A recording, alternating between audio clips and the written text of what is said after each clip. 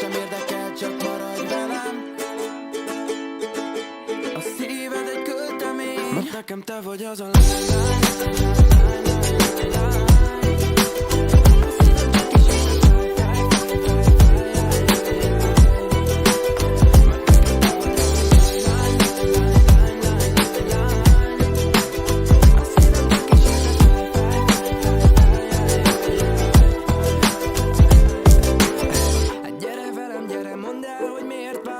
nem ijedek meg a választól, mert nem lehetek én, hogyha távol tőled. Nem mondtad, hogy hiába fáradtunk, mert még jó, már egyedül maradtam, és néha fel is adtam, de azt hiszem, hogy még